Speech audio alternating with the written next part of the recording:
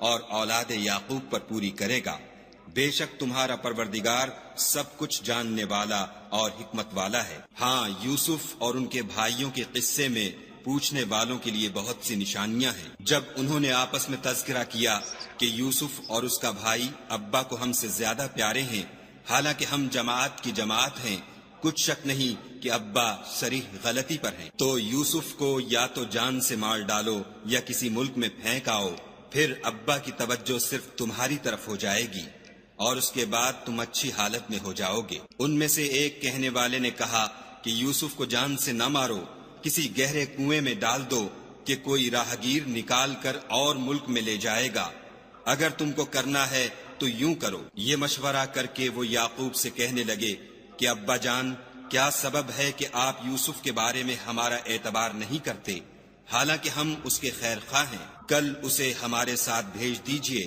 کہ خوب میوے کھائے اور کھیلے کودے، ہم اس کے نگہبان ہیں۔ انہوں نے کہا کہ یہ امر مجھے غمناک کیے دیتا ہے کہ تم اسے لے جاؤ، یعنی وہ مجھ سے جدا ہو جائے،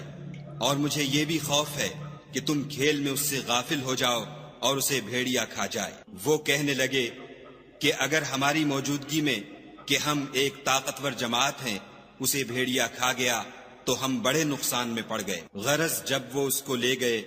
اور اس بات پر اتفاق کر لیا کہ اس کو گہرے کنویں میں ڈال دیں، تو ہم نے یوسف کی طرف وحی بھیجی کہ ایک وقت ایسا آئے گا کہ تم ان کے اس سلوک سے آگاہ کرو گے اور ان کو اس وحی کی کچھ خبر نہ ہوگی۔ یہ حرکت کر کے وہ رات کے وقت باپ کے پاس روتے ہوئے آئے اور کہنے لگے کہ ابا جان، ہم تو دوڑنے اور ایک دوسرے سے آگے نکلنے میں مصروف ہو گئے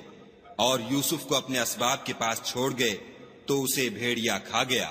اور آپ ہماری بات کو گو ہم سچ ہی کہتے ہوں باور نہیں کریں گے، اور ان کے کرتے پر جھوٹ موٹ کا لہو بھی لگا لائے۔